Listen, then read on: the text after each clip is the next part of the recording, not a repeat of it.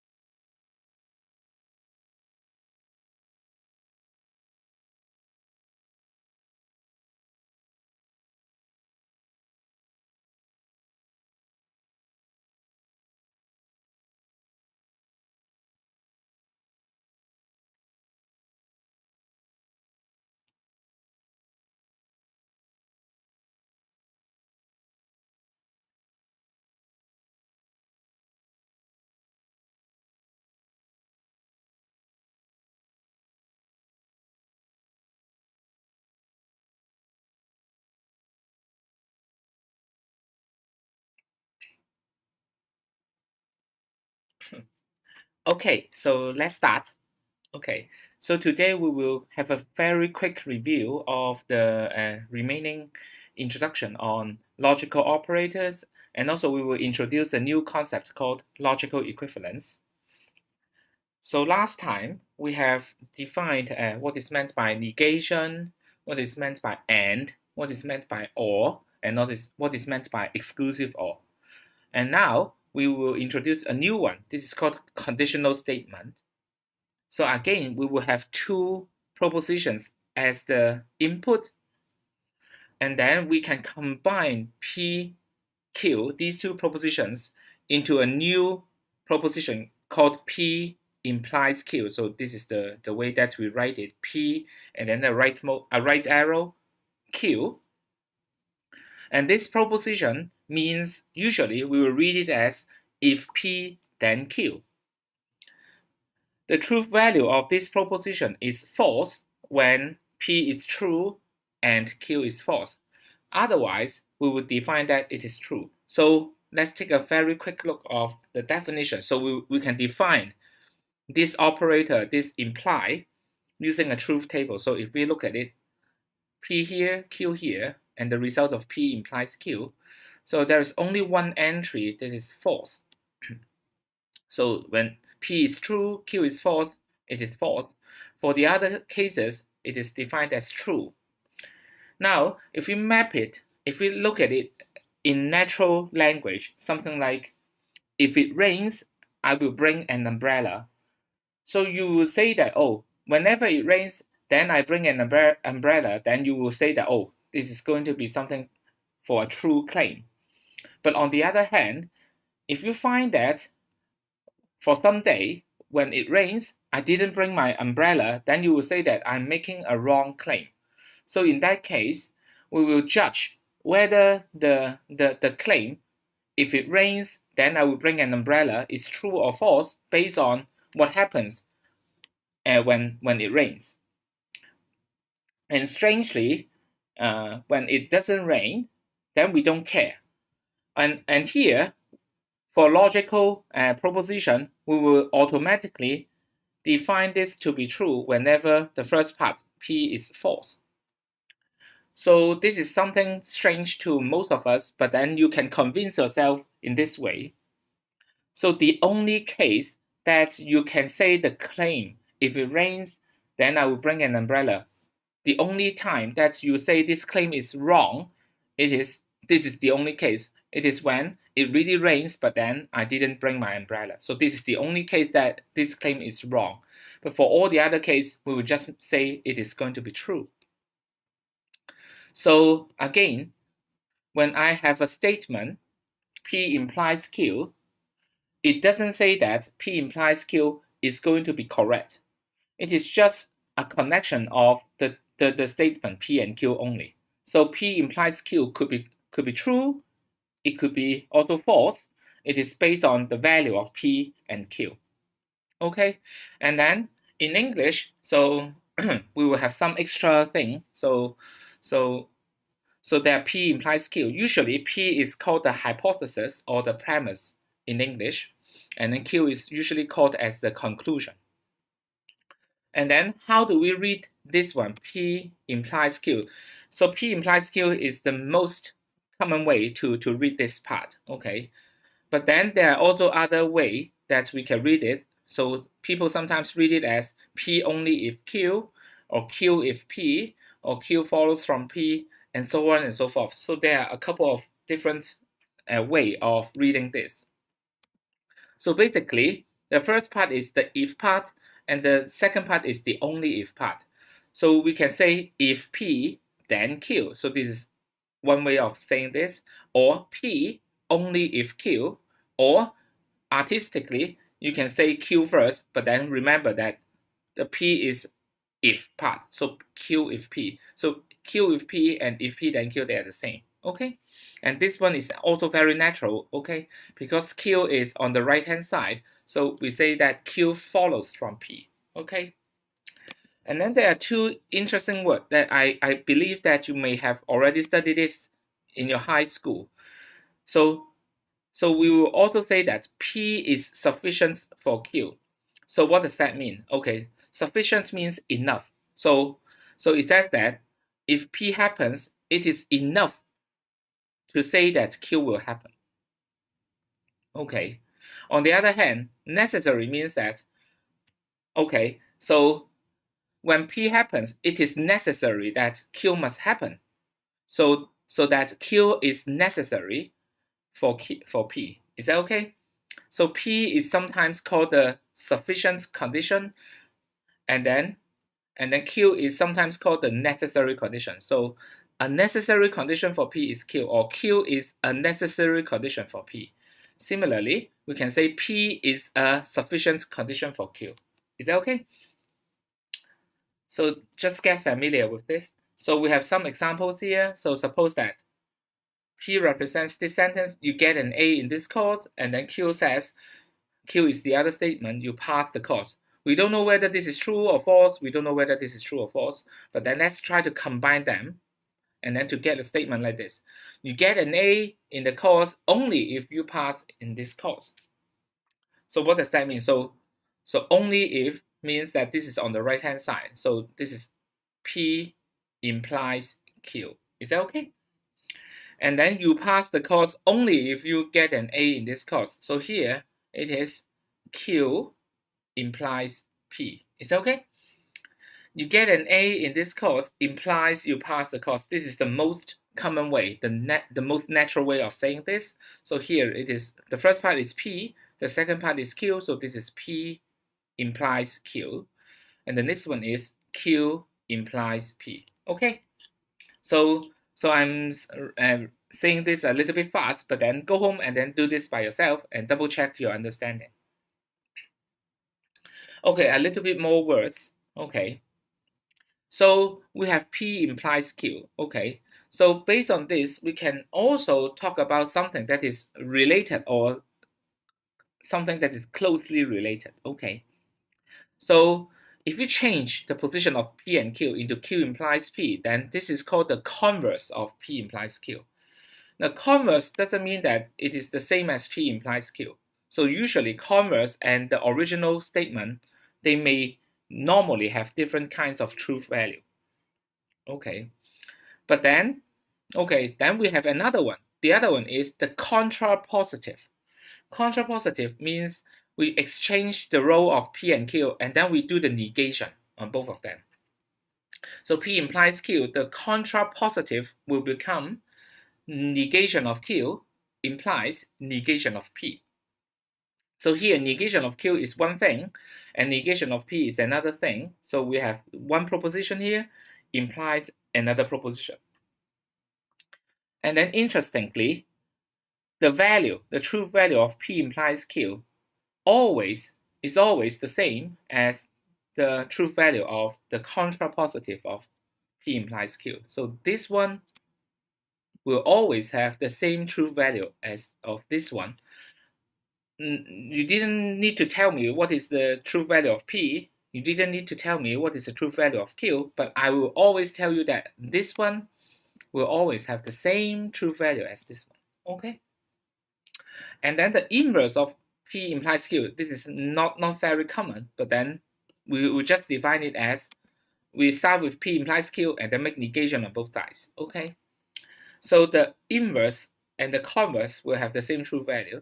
The contrapositive and the original one will have the same truth value. Okay? So this is an exercise that you can try yourself. Okay, so now we can define another very common logical operator. It is called the biconditional operator. So I have two given propositions, PQ. So we can make a new one. We can create a new one. It looks like this. So it reads as P if and only if Q. Okay. And then for this particular proposition, new proposition, the truth value of this one depends on whether P and Q have the same truth value. If P and Q at the same time, they have the same truth value, so could be both true or could be both false, then in that case, the whole sentence, the whole new proposition will be true. Otherwise, it will be false. So it is very, very closely related to the exclusive OR. So whenever we have two proposition PQ, the value of exclusive OR of them and the value of this if and only if of them, they are always opposite of each other. So if you look at the definition, so this is the definition PQ here, P if and only if Q, then when we see true, true here, it will be true. When we see false, false here, it will be true. But on the other hand, when they are different here, true, false, or false, true, then it will be false. Okay, so the relationship between this one and this one, yeah, you should be able to convince yourself by using a truth table.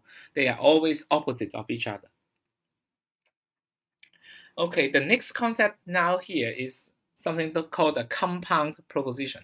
So compound means we are creating bigger and bigger and more complicated propositions based on these logical operators. So again, yeah, we can use, so whenever we see a proposition that is complicated, we can always analyze what it is going to be related to the original smaller proposition, the element proposition. Yeah, and what is the relationship using a truth table. So for instance, let's take a look of this one.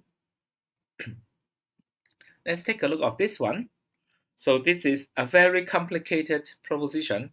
So let's first make ourselves convinced that it is a proposition. So here, P is a proposition, Q is a proposition, so negation of Q is a proposition, right? Now we notice that this is an OR, so OR can combine two propositions into a new one. So this is a whole thing, a proposition. Similarly, P is a proposition, Q is a proposition, so P and Q will be a proposition. So this whole thing is a proposition. Is that okay? This is a proposition. So here, this super complicated proposition is of the form of some proposition implies some other proposition. So again, it is a proposition. So it is just like a mathematical formula. But here we are using these logical operators instead of the arithmetic operator. Okay, so now let us analyze the behavior of this proposition using a truth table. So what is the behavior? So how does it depend on P and Q? So it is very easy. So we just write down all the important parts of this proposition. So let's start with PQ. So there are four different cases for P and Q. They can both be true. Maybe P is true, Q is false. Maybe P is false, Q is true. Or maybe both of them are false. Now, if we start with PQ, then we can understand what is the negation of Q. And once we know the negation of Q, then obviously we have P and negation of Q already. Then we can get this part here. Okay, now we have PQ, so we can easily get this one.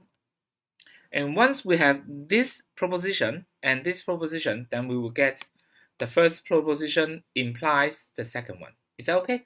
So the truth table not just can be used for defining an operator, but also it can be used to analyze a complicated compound proposition. So let's do it one by one.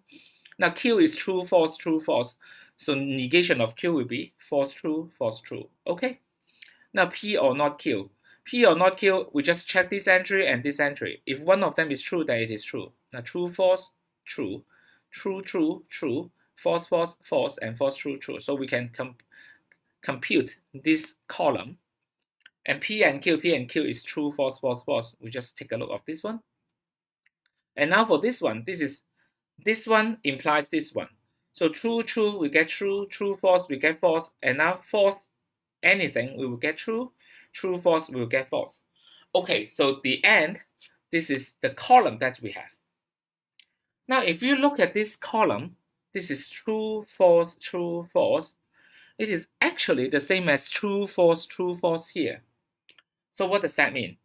It means that this complicated compound proposition will always have the same truth value as Q. So if you tell me that Q is true, then this compound proposition is true. If you tell me that Q is false, then this compound proposition will be false. So in that sense, we can always replace the whole thing, this whole compound proposition by just simply Q and it is still the same because they will always have the same truth value. So what we are just saying that is this long compound proposition is the same, is logically the same or logically equivalent to Q. Okay. And then, okay, so before we move on, so let's talk a little bit about this precedence of logical operator. So precedence means that which one should be computed or evaluated first. So it is just for shorthand notation, so that we want to simplify the proposition, the compound proposition, by writing fewer number of parentheses. So let's take a look of this mathematical formula. So this mathematical formula, we have a lot of parentheses. So, but then it is very easily understood or well defined. So everyone should be able to evaluate this one because they're brackets. So there's a bracket here with -3. So we will do this negation of 3, the -3 here first. And then we will multiply the result of this one with 4 so that we will get a whole result here. And similarly, we will have 1 times 2, we get a result here, and multiply them to get a new result. And then finally, we have this result adding up to this result to get the final result. But then we can also, using our traditional convention, we can remove the bracket here because we will notice that the -3, okay, we can combine it first without any ambiguity. And then in math, we will have something called, we will do the multiplication or the division before we do the addition or subtraction. Okay, so in Mandarin, it is like 先乘除后加减. Okay, so we will do these two first. So that's why with our traditional convention, we can remove this bracket and then it will still carry the same meaning. Okay, so if you compare this expression and also this expression, we will say that the right hand side is easier because it is simpler. We don't have the parentheses. And then in logic, okay, we don't have plus, minus, or multiply, but this negation and or, they are similar. Okay. Okay, so usually we can have negation is having the highest precedence. We should do negation at the earliest possible. If there is no parenthesis and then we see a negation, so negation of something is done first. And then this and or operator, they are of the same level. So it is like multiply, this is like plus, but then it's not exactly multiplied, it's not exactly plus. So it is not like this one has to be evaluated, has to be computed before this one, but they are having the same level. Okay, but so in this sense, so you will see that I'm a little bit lazy here. I have negation of this one, but I should have a bracket here to make sure that everyone understands this correctly. But then I'm lazy, but then I'm actually using this convention. Negation is applied first. But the bottom line here is, if you don't know whether people will be confused when you have removed the parentheses, then in that case, yeah, you use the parentheses, yeah. Okay, so there are applications of doing this, of using the logical operators. So we can do the translation of English sentences into logical expression. But basically the meaning of this one is, why do we want to have this one? Yeah. Why would people want to translate this English sentence into a logical expression? Yeah, because it is easier for us to check whether they are having what kind of logical relationship. We will look at it later when we study the second topic, predicate calculus, or the further topic when we are doing the proofs. Okay, and then another thing is we can use this logical operator to help us to define the Google search queries. Okay, so for instance, in Google, we may type something like this. So in that case, we want to get the web pages that has Ting and Hua at the same time, or it will have Ting Hua together at the same time. So in that case, we will be searching all the results related to the Tsinghua here in Hsinchu and also the Tsinghua in Beijing. Okay, and for instance, we can have SHE and band and Taiwan. Now, SHE is probably a very common English word, and then if you want to just search for this one, then probably you will get millions of results or get millions of meaningless results, so something that you don't want. But if we want to restrict this one together with the word band and also Taiwan, then probably you will get the results of the famous uh, band 10 years ago, maybe, with three girls, SHE there. So in that case, we can use this kind of logical operator to help us to refine our search query constraints so that we can get more accurate results that we want. Okay, and also logic can help us to play with some recreational games. So here we have one puzzle here, a very quick one. Let's do this together here. So it is explained in the class. Okay, but let's do this together. So here it says that in an island, there are two types of people. The first one is they always tell the truth, and the other type is they always lie. Okay, so there are two types of people. And now you encounter two people from this island, and then let's call them A and B. A says B always tell the truth, and then B says we are of opposite types. Okay, so what can be the types of A and B? Okay, to do this kind of logical puzzles, usually we can do this by the method called brute force checking. So we try all the possible combinations and see whether any one of them makes sense or whether any of one of them doesn't make sense. We will reject those cases that doesn't make sense and keep those that may make that doesn't have anything wrong. Okay, so here, so let's try to suppose that okay, A is the type true type. Okay, and see if anything will go wrong. Now, if A is a true type, then what will happen? Then A says B always tell the truth. So in that case, what A says is correct if A is true.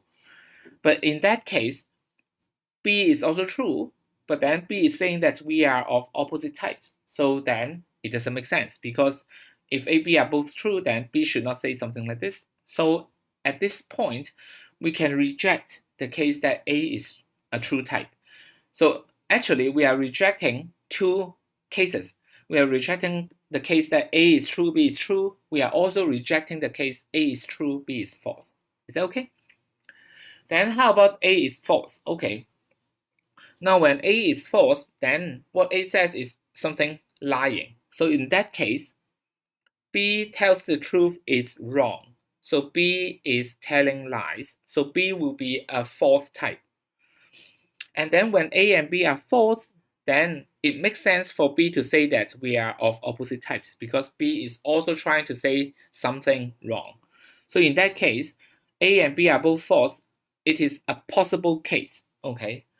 And then we also see that A is false, B is true cannot happen because if this is the case, then A is saying something that is true, which is, because A is saying something that is true. So in that case, A cannot be, it doesn't make sense. So in that case, we are rejecting also the case A is false, B is true. So there is only one case left, false, false for both A and B. So that's why we can solve this puzzle. There is only one solution for this case. Both of them are false. Now we have another logic puzzle. So I will leave this for you. And then this is a puzzle. This is quite long. And then try to think about this one. Okay. And see if you can answer this by yourself.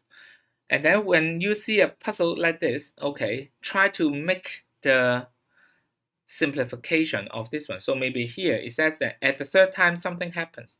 So you can ask yourself a simpler question. What happens if it is not the third time, maybe the first time? So you go home and take a look at this one. So we have a similar puzzle here explained in the class. Okay, now the next one is about equivalence. So this is something that we have just mentioned earlier. So here, what is equivalence means equal, the same. Okay. So in mathematical arguments, sometimes we can find that some statement will always have the same truth value as the other one. So in that case, we can replace, if we are just caring about true or false about the mathematical arguments, we can replace one by the other. So here, look at it. So here it says that n is an even integer. Now, for this one, let's check another statement. So another statement says n is equal to 2 times k for some integer k. Now we will see that whenever this is true, when n is an even integer, then let's say n is equal to 8, okay, then 8 can really be written as 2 times something, let's say 4 for some integer k. So when this whole thing is true, then this whole thing is also true. And similarly, when this case is false, so for instance, whenever n is not an even integer, then we will see that there is no way to write n as 2k for some integer k. So when the first sentence is false, then the second sentence is also false. So we will see that the true value of the first one is always the same as the true value of the second one. So they are actually logical equivalent. So the good thing here is that when we know that they are logical equivalents, so we can always replace one sentence by the other. So we can replace the first one by the second one, or similarly, we can replace the second one by the first one.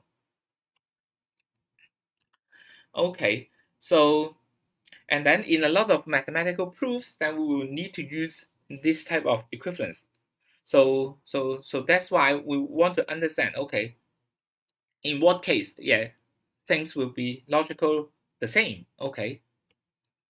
So let's skip this. So we are skipping a little bit of terms here. We will come back with these two later. Okay, so one way to show propositions are logical equivalent, it is very simple. It is, we can use the truth table to see that in all the possible scenario, they are always having the same truth value. So here we have this statement, P implies Q. And then we have another statement. This is not P or Q. Not P is evaluated first, so we get a proposition. Q is another one. So proposition or another proposition is a proposition. Okay. So we have P implies Q. So this is the basic logical operator we have just defined today. So it is true, false, true, true. And how about not P or Q? By using the truth table here, P is true, true, false, false. Then not P will be false, false, true, true, right? So not P or Q is this one or this one, false or true, true, false, false, false, true or true, true, true or false, true. So we'll get true, false, true, true here by using the truth table. And then if we compare this column with this column, they look exactly the same. So what does that mean? So it means that whenever I know the true value of this one, then the true value of this one will be always the same. So they are the same. They are equivalent. So whenever we have a statement P implies Q, we can always replace it by not P or Q. Okay, so for logical equivalence, there are some laws that we are commonly using every day. So one of them is called the De Morgan's law. So De Morgan's law says if we have a long proposition, a compound proposition like this P or Q, what happens if we do the negation? So the negation of the whole thing P or Q will be the same as not P and not Q. So let's take a look of an example. So for instance, it says that Kai will have pizza or sushi for dinner tonight. So if we want to say the opposite of this, then what should I say? The opposite of this means Kai will not have pizza, and also Kai will not have sushi for dinner tonight. So this is the opposite of this one, right? So you will see that the opposite of P or Q will be, I need the not of the first part, I need the not of the second part, and I change the direction of this one from or to and. And similarly, P and Q, the negation of this will be negation of P or negation of Q. So for instance, let's say I like apple and oranges. So to say the opposite, you just need to find what? You just need to find that, oh, I do not like apple or I do not like orange. Then in that case, this will be the opposite of the AND case. Is that okay? Now, these are the laws, and then we are saying that they are equivalent. So how do we prove that they are equivalent? It's super easy. We know how to prove. We use the truth table to do so. So there are a lot of important equivalences. So let's go through this very quickly. Okay. So there are laws of them. Okay. So they are so easy to understand that you can always take it for granted. So for instance, the first one is identity law. So it says that P and true will be the same as P. Yeah, easy, right? Something and true will not change the value of the original one. And similarly, P or false, so false here means that this is something that's always false, is always equal to P. Now to memorize it, maybe and is like a multiply, true is like a 1. So something times 1 is equal to the original thing, and or is like the plus, false is like a 0. Okay, something plus 0 is itself. Okay, so it is fairly easy. Now domination, okay, domination laws, okay, here it means that P is gone. So let's take a look. So something and false, after you do and with false, it must be false. So some P and false, P goes. P or true, it is true. So again, P is gone. Now idempotent means that it is okay to apply many times and we still get the same result. Potent means value, potential. Okay, idempotent means same value somehow, again and again. So P and P, the same as P. P or P, the same as P. And double negation is easy to understand. If we have a proposition P, if we negate it and then negate it again, then we can get back to itself. Okay, so here it is saying that the true value of the left-hand side is always the same as the true value of the right-hand side. So they look different. They are different propositions, right? But they have the same truth value. Commutative law means we can exchange the ordering. P and Q is always having the same true value as Q and P. So AND is a commutative operator. And OR is also commutative. P or Q is the same as Q or P. Now associative means that we can remove the parenthesis.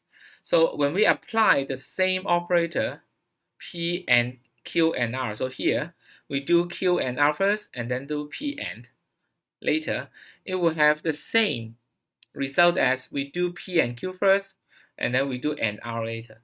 So what does that mean? It means that even if we omit the parentheses, then there is no confusion because no matter how we are doing the ordering of computation, we will always get the same result. Whether you do this bracket first here, you do Q and R first, or whether you do P and Q first, we will still get the same results.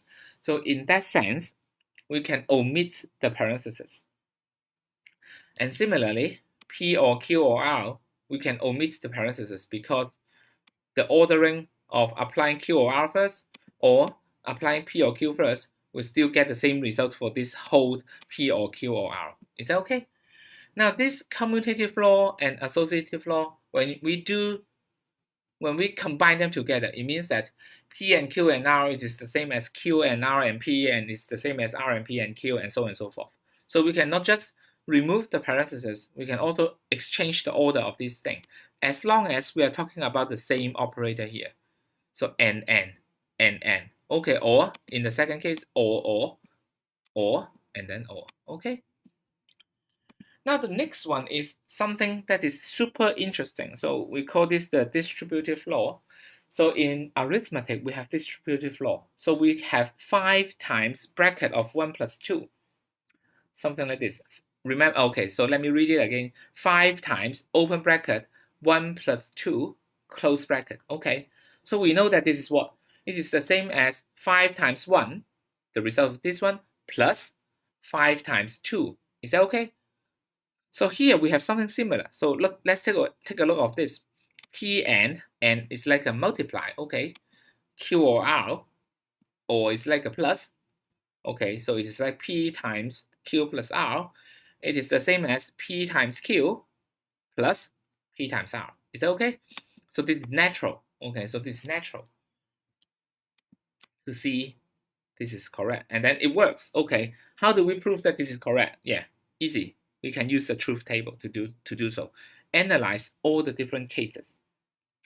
But then more interesting is, unlike arithmetic, so we have distributive law for logic like this form. P or Q and R. So this is like a plus, this is like a multiply. But it turns out that this is the same as P or Q, this whole thing, and P or R. So there's something really strange.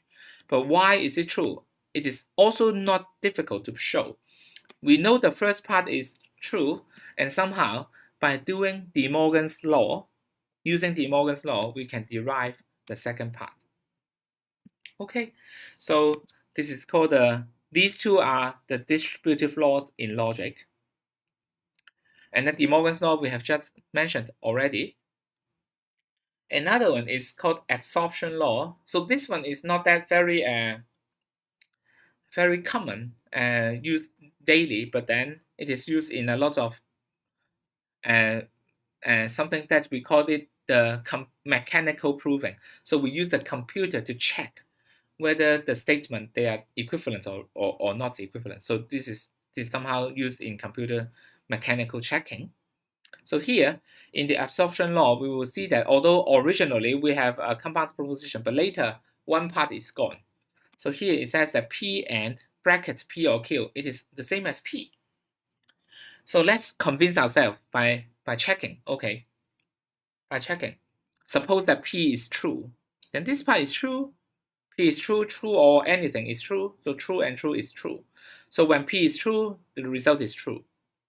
How about P is false? So when P is false, then it is false and something. False and something is always false. So when P is false, then the whole thing is false. Okay, when P is true, the whole thing is true. When P is false, the whole thing is false. So we will see that this is the same as P. Okay, so we can quickly check whether this is correct. So we are actually using a human brain truth table to check they are the same. And then this is left as an exercise.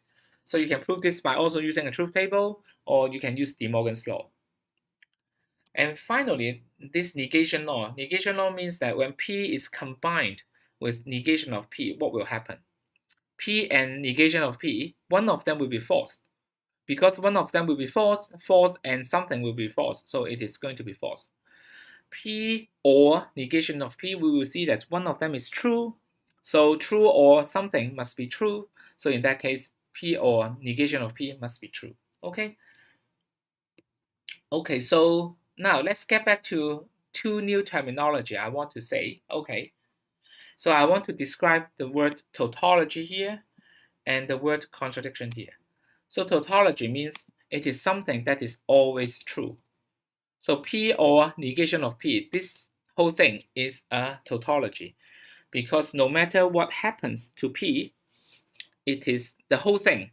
P or negation of P is always true. So we call this a tautology. And contradiction is the opposite. When something that is always false, then we will call this a contradiction. So we have P and negation of P. This whole thing is always false. So it is called a contradiction. So later we will talk about a technique of proving called proof by contradiction. The key idea here is that we will try to get a contradiction. And then logical equivalence says, okay, when two things P, Q are logical equivalent, we are meaning that whenever P is true, Q is true, and whenever P is false, Q is false. Then it is the same as saying that P, if and only if Q is true, is always true. So logical equivalence can be defined like this. We will say two propositions PQ are logically equivalent if P, if and only if Q, this whole thing is always true. it is a tautology. So this is another way of saying so. But most important, you don't need to memorize this. This is not something that you need to memorize. What you need to memorize is the meaning of logical equivalence. It says that when P is true, Q is true, and when P is false, Q is false, then they are logically equivalent. Yeah? Okay, so we have one more way of showing logical equivalence. Okay, so apart from using the truth table, we can show two propositions are logically equivalent by using the logical equivalences that we have known already to help us to show that they are correct. So let's take a look of this example. So we have seen this already. P implies Q, and negation of P implies negation of P. Oh, we haven't seen this. We have just defined them. So this is the original implies, right? And this is what do we call this? This is called the contrapositive of this original conditional statement. Okay, we want to show that P implies Q and is contrapositive. They are the same. They are logically equivalent. Okay, so let's see. Okay, so first of all, P implies Q. We have seen that it is the same as negation of P or Q. So we have drawn a truth table to demonstrate that this is correct. Okay. Now, because this or is commutative, so we can exchange the order. So this is Q or negation of P. So it's there. So we will write down why we can arrive at this line. So this line is obtained from the previous one by using commutative law of the or. Okay, and after that we can have double negation, right? So Q, double negation. Q is the same as negation of Q and then taking a negation. Okay, so this is the double negation laws. Is that okay? And now this is negation of something or something. So we have this form, negation of P or Q will get P implies Q. So negation of this part or this part will get the first part implies the second part. So we will get negation of Q or implies negation of P. That's why we can get this. But notice that this is a little bit long. So whenever we have just only a few number of propositions, so here we just have P and Q as the input. So it is always the easiest way is to draw a truth table because there won't be many entries to fill in the truth table. But sometimes a proposition could be a little bit complicated. Oh, okay, so this is an example that we do next. Okay. Oh, of course, this is also the same as I have just mentioned. There are just two input thing. Okay, best is to use the truth table, but let's use what? Let's use the logical equivalence that we have established to prove that this is the tautology. So we want to show that this is always true. So how do we show? Okay. So let's see. So there are many different ways. This is just one way that I am explaining. Okay. So this is the whole thing originally. So we have the first part implies the second part. Now usually and or not are much easier to handle than this imply. So we will naturally change this imply into something like and or not. So this is the first part implies the second part. We see that this is the negation of the first part or the second part. So we will just use the previous result. And now for this one, this is what? This is negation of something and something. We can use De Morgan's law. So this is negation of P or negation of Q. And then this is or P or Q. So we write this. And now something excellent. We will see what? We say that, oh, this is or, everything is or. So we can use associative law and then also the commutative law to exchange the ordering of all the things. So it is like 1 plus 2 plus 3 plus 4, you can change the order to make it into something like 1 plus 4 plus 2 plus 3, something like this. It is still evaluating the same. So in that sense, after changing the ordering, so let's say I put the P here, I put the not Q over there. So I take away the parentheses first because of the associative law, and then I exchange the order with P and then this not Q, exchange the ordering of these two, and add back the parentheses later. So we will get this line. So we will use associative law and commutative law in some sense, so to get this one. Now the first part is tautology. This is always true. Actually, we don't need to care about the second part, whether it is always true or anything, we don't care. As long as this is always true, the whole result will be always true. So this is by the domination law that this is going to be true. So in that sense, we have shown that this is a tautology. Okay, now, so yeah, I hope that you are, so I must confess that this class summary is super fast, okay, but then don't worry, okay, you can, so some of you ask me the question whether you need to study all the OCW recording before coming to the class. Now this is what I suggest, but then also you can do the other way around, okay, so you can check this quick class summary as and then to give you an idea what you are going to study in the OCW recording, so that it is used to fill up the details. Or naturally, what I want you to do is, okay, both are okay. The other way around is you go ahead to take a look of the details of the OCW recording and then use this class summary as a revision just to double check whether you have missed anything.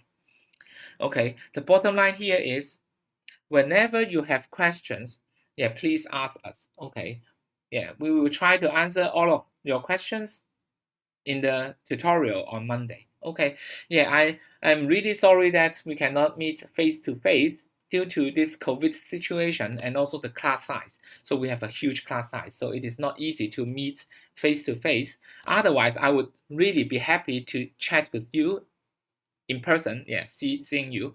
So that's why we are doing something that is not as good, but then yeah, tutorial. So yeah, please ask this question, yeah, as if you are facing me or facing the tutors after the class. Okay, I think that's all for today. Yeah, and then see you next Monday.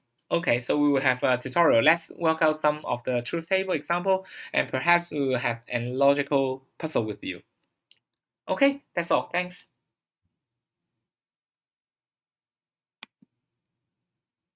Thank you.